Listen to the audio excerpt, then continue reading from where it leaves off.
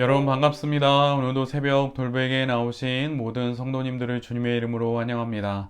주님의 은혜로 우리 모두가 또 목요일을 이렇게 살아갈 수 있게 되었는데요. 오늘도 디모데전서 4장 말씀 함께 묵상하고 또 이 말씀으로 이하로도 잘 살아가는 우리 모두가 되기를 바랍니다. 오늘 우리에게 주시는 하나님의 말씀은 디모데전서 4장 11절로 16절까지의 말씀입니다. 그대는 이것들을 명령하고 가르치십시오.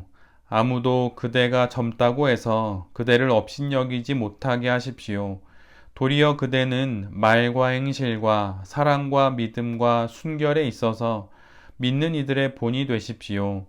내가 갈 때까지 성경을 읽는 일과 권면하는 일과 가르치는 일에 전념하십시오. 그대 속에 있는 은사, 곧 그대가 장로들의 안수를 받을 때에 예언을 통하여 그대에게 주신 그 은사를 소홀히 여기지 마십시오. 이 일들을 명심하고 힘써 행하십시오. 그리하여 그대가 발전하는 모습을 모든 사람에게 나타나게 하십시오. 그대 자신과 그대의 가르침을 살피십시오. 이런 일을 계속 하십시오. 이렇게 함으로써 그대 자신도 구원하고 그대의 말을 듣는 사람들도 구원할 것입니다. 아멘.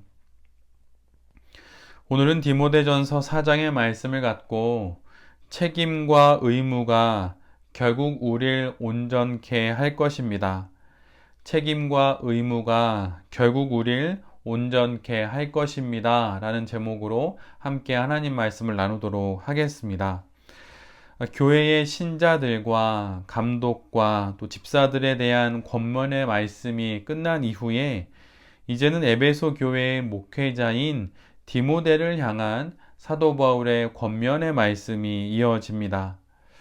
첫 번째로 언급되는 것은 지금 에베소 교회가 맞이하고 있는 거짓 교훈의 영향에 관련된 내용입니다. 거짓 교훈은 성도들을 믿음에서 떠나 속이는 영과 또 악마의 교훈을 따르게 합니다.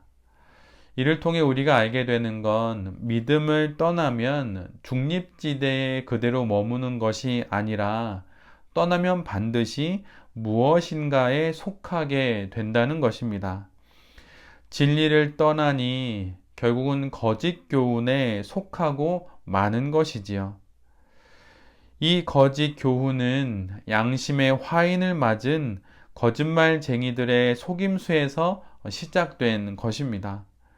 그래서 그 거짓 가르침은 혼인을 금하고 또 어떤 음식은 먹지 말아야 한다고 그렇게 가르치고 있지요. 복음의 진리를 거절하니 그 망가진 내면의 영향력이 외적으로 이런 왜곡된 금욕주의로 발현되는 것입니다. 진리는 우리를 자유케 하는 것이지 우리를 잘못된 금욕으로 결코 몰아가지 않습니다. 그래서 사도 바울은 거짓 교훈의 금욕에 맞서는 방법으로 다음과 같은 말씀을 오늘 본문 가운데 증거하고 있습니다.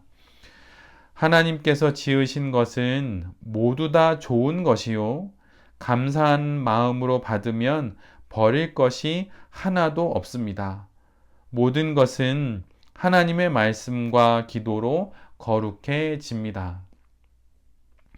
바로 이 디모데전서 4장 4절과 5절에 있는 이 말씀이 바로 우리가 식기도를 드리는 이유입니다. 우리가 기도를 드림으로 말미암아 이 말씀처럼 모든 것이 하나님의 말씀과 기도로 거룩해지는 것을 우리가 식탁을 대할 때마다 기도를 드림으로 경험하게 되는 것이지요. 거짓 교훈은 이것은 이래서 먹으면 안 되고 저것은 저래서 먹으면 안 된다고 말을 하지만 성도는 하나님께 감사의 기도를 드리고 먹을 수 있는 그런 거룩한 자유를 누리는 사람들입니다. 정말 참으로 감사한 일이죠. 그러기에 감사한 마음으로 받으면 버릴 것이 하나도 없는 것입니다. 성도의 삶을 만약 어떤 한 문장으로 정리해 본다면 다음과 같은 말씀으로 정리해 볼 수 있을 것이에요. 성도의 인생이란 경직되지도 않고 경박하지도 않으면서 경건한 삶을 살아가는 것이다.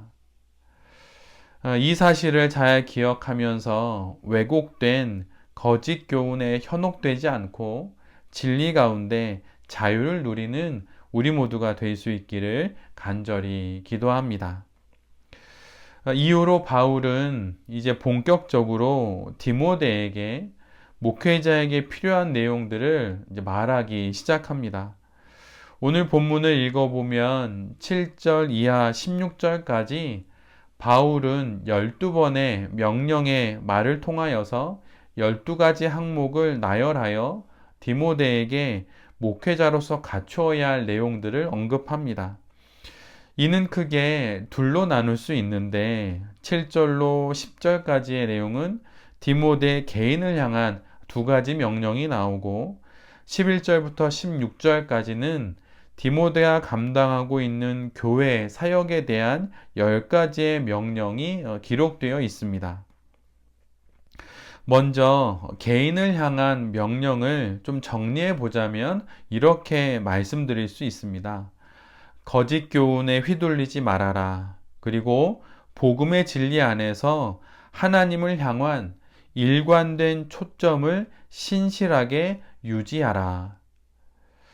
디모데는 자신에게 부여된 사역을 감당하기 이전에, 그러니까 어떤 교회 안에서의 어떤 헌신과 봉사와 섬김 그 이전에 본인 스스로 거짓 가르침에 휘둘리지 않도록 주의를 기울여야 합니다.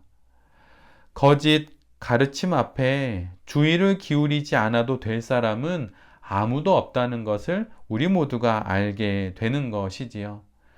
복음을 가르치는 자나 듣는 자나 누구나 구별됨 없이 참된 진리에 그의 영혼의 뿌리를 내려서 거짓 가르침을 분별하고 이를 멀리해야 하는 것입니다. 거짓 교훈에 대한 경계심을 늦춰도 되는 사람은 아무도 없다는 것이죠. 목회자라고 중직자라고 또한 신앙의 연수가 수십 년이 되었다고 말해도 소용이 없습니다. 지금까지의 신앙이 어떠한 것이었든 그것은 중요하지가 않습니다. 가장 중요한 것은 바로 지금의 신앙이 어떠한가라고 하는 것이지요. 모든 이 땅의 생명은 오늘의 공기를 마시며 오늘을 살아가는 법입니다. 왕년에 내가 어땠다라고 하는 것은 신앙의 세계에서도 아무런 소용이 없는 것이에요.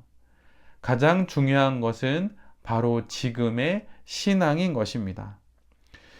또한 복음의 진리 안에서 경건의 훈련에 우리 모두 힘써야 합니다. 사도 바울이 디모데에게 이런 권면을 하고 있기 때문이죠. 사도는 디모데에게 몸의 훈련과 또 경건의 훈련 둘 다가 필요하다고 말합니다. 그러나 이 둘을 비교하면서 경건의 훈련이 더 많이 유익하다는 것을 디모데에게 말하고 있습니다. 운동을 하고 또 건강한 몸을 유지하는 것은 신앙의 세계에서도 분명 중요합니다. 몸의 훈련에는 분명 유익이 있지요. 그러나 이는 경건의 훈련에 비교하자면 매우 적은 것입니다. 없다고는 할 수는 없지만 경건의 훈련에 비하면 그것은 너무나도 작은 것입니다. 그래서 사도 바울은 몸의 훈련과 경건의 훈련을 비교하여서 이런 표현을 통해 구별하고 그 중요도를 우리에게 말해주고 있습니다. 몸의 훈련은 약간, 이런 용어를 써서 약간 유익하지만 경건의 훈련은 모든 면에 있어서 유익합니다 라고 말합니다. 그리고 몸의 훈련은 이생에 유익하나 경건의 훈련은 이생과 내생 모두에 유익합니다 라고 그렇게 기록하고 있습니다. 몸의 훈련은 유익하지만 그 유익함이 부분적이라고 하는 것이죠. 시간적으로는 이 세상에서만의 유익인 것입니다. 썩어 없어질 때까지가 되면 그때가 되면 무익하게 됩니다. 그러나 경건의 훈련은 약간이 아닌 모든 면에 다방면에 유익합니다. 그리고 경건의 훈련은 이생뿐만 아니라 내생에도 유익하다고 하는 것이지요. 그러기에 이 경건의 훈련에 힘쓸 것을 당부하는 것입니다. 그리고 우리 역시 몸의 훈련도 필요하지만 건강한 육신을 갖고 신앙생활하는 것이 필요하긴 하지만 그것보다 더 많이 우리가 우리의 모든 삶을 기울여서 힘써야 하는 것은 바로 경건의 훈련입니다.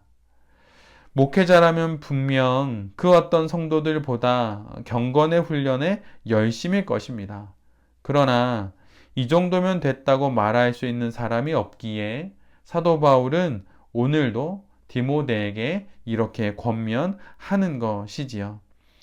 우리 모두도 이렇게 경건의 훈련에 깨어서 그런 경건을 우리의 삶 가운데 잘 쌓아갈 수 있도록 그렇게 애써야 할 것입니다.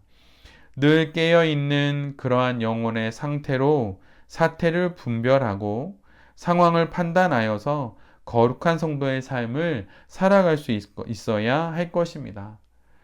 흐리멍텅한 영혼의 눈으로 화려한 조명이 가득한 이 세상 속에서 참된 빛을 따라 살 수는 없는 것입니다. 가끔 동해안 밤바다에 가보면 저 멀리 어두운 그 바다 한가운데 환한 조명들이 켜 있는 것을 보게 됩니다. 대부분 오징어 잡이를 하는 그런 어선들이지요.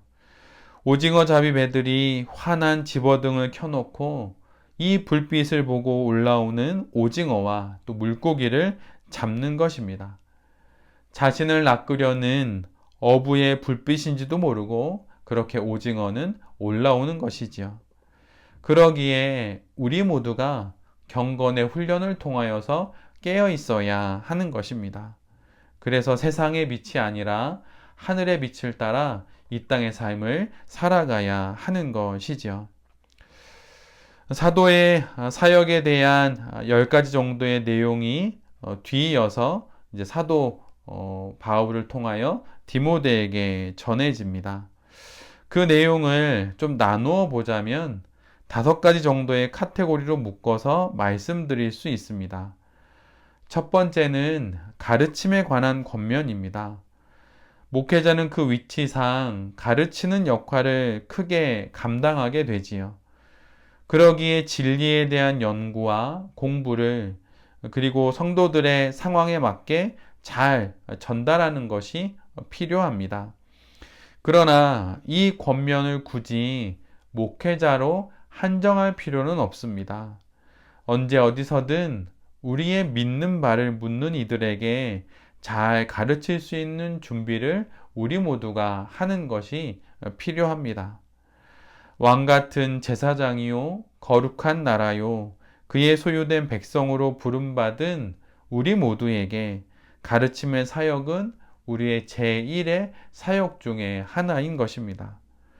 나의 믿는 바를 물어보는 이들에게 복음의 진리를 간략하게라도 전할 수 있는 그런 준비가 우리 모두가 되어 있어야 할 것입니다.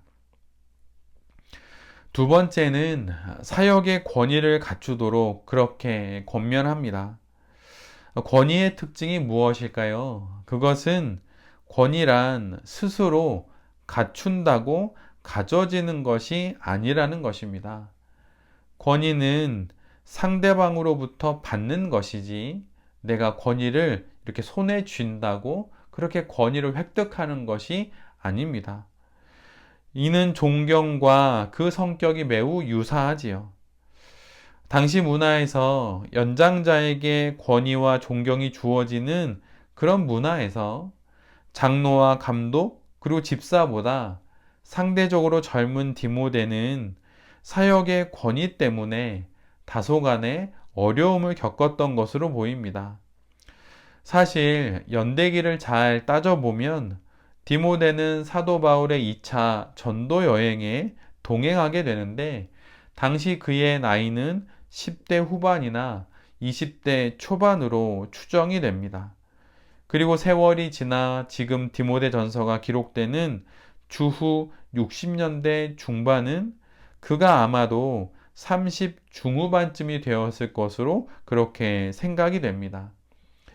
이는 예수님이 공생애를 시작하는 나이보다 조금 더 많기에 그리 어린 나이라고 말할 수는 없을 듯 싶습니다. 그러나 교회의 다른 감독들과 지도자들에 비하자면 적었을 거예요. 그래서 권위를 갖추는 것이 분명 필요했던 그런 항목이었던 것이죠. 그런데 그 권위를 확보하는 방법을 바울은 이렇게 명확히 기록해 줍니다.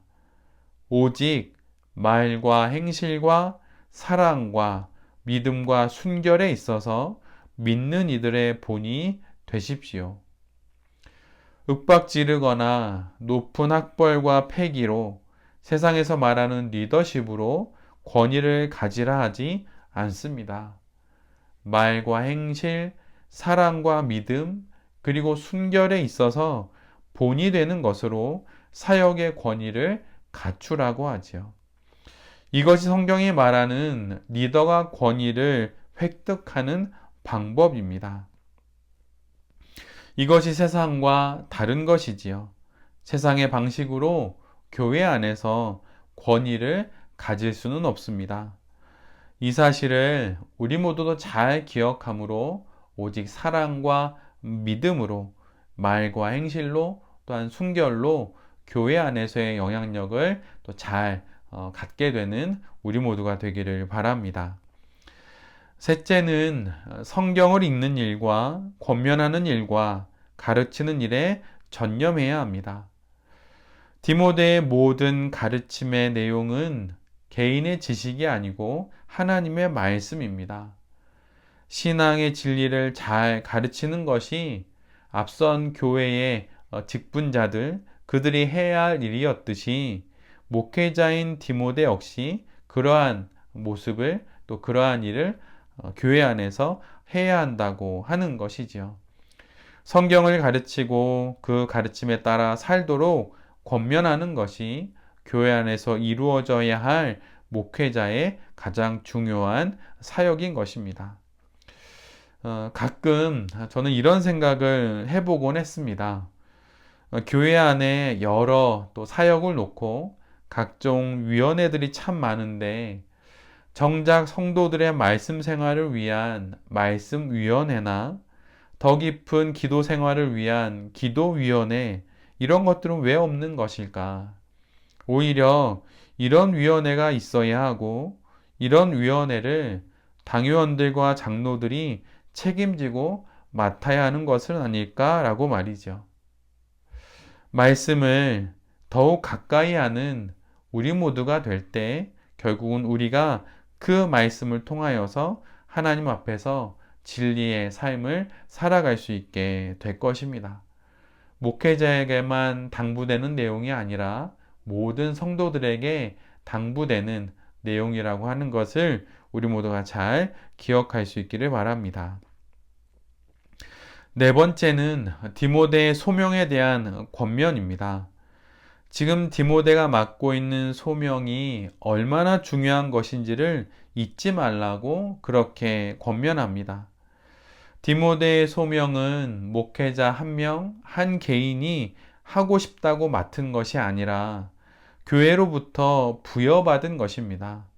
이를 기억하면서 이 소명을 가볍게 여기지 말고 굳센 책임을 가질 것을 요청하는 것이지요.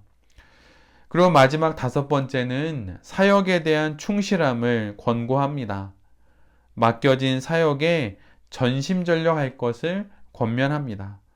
그래서 디모데의 발전하는 모습을 모든 사람들이 볼 수 있도록 그렇게 하라고 이야기를 하지요. 사실 이는 자연스러운 현상이고 또한 결과의 확인입니다. 충실한 사역에 자연히 맺히는 열매를 많은 이들이 볼 수 있도록 그렇게 해야 한다고. 그래서 열심히 최선을 다하여서 그렇게 복음을 가르치고 늘 자신을 뒤돌아보면서 거룩한 사역을 충실하게 잘 감당해야 한다고 말하고 있는 것입니다. 우리도 우리 각자의 삶에 허락된 하나님의 귀한 사역들이 있다면 그 사역들을 충실하게 감당함으로 사역의 귀한 열매를 많은 사람들이 볼 수 있도록 그렇게 맺을 수 있는 우리 모두가 되어야 할 것입니다. 사도는 이렇게 목회자인 디모데에게 여러 면에서 또 권면의 말씀을 한 이후에 결국 이 모든 것들이 이루게 되는 일들이 무엇인지 이렇게 말합니다. 이렇게 함으로써 그대 자신도 구원하고 그대의 말을 듣는 사람들도 구원할 것입니다. 바로 이와 같은 일들이 우리 모두에게도 일어나기를 기도합니다. 책임과 의무처럼 부여된 경건의 모든 훈련과 내용들이 결국은 이웃을 구원하고 내 자신을 구원할 것입니다. 이런 안목으로 더욱 경건에 힘써서 아름다운 성도로 살아가는 우리 모두가 되기를 간절히 빕니다. 우리에게 부여된 신앙 안에서의 거룩한 책임과 의무가 있다면 그것을 정말 잘 감당함으로 말미암아 그것을 통하여서 결국 우리의 영혼과 우리의 모든 것들이 온전케 되는 그런 은총을 누리는 우리 모두가 될 수 있기를 간절히 기도드립니다. 아멘. 기도하겠습니다. 주님, 디모데를 향한 사도 바울의 권면을 보며 우리 자신을 뒤돌아보게 됩니다. 늘 깨어 내 자신을 돌아보며 넘어질까 조심하겠습니다.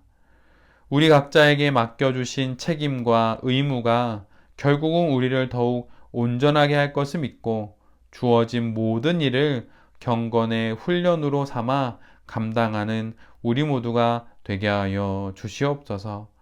이 모든 말씀 예수 그리스도의 이름으로 기도드립니다. 아멘.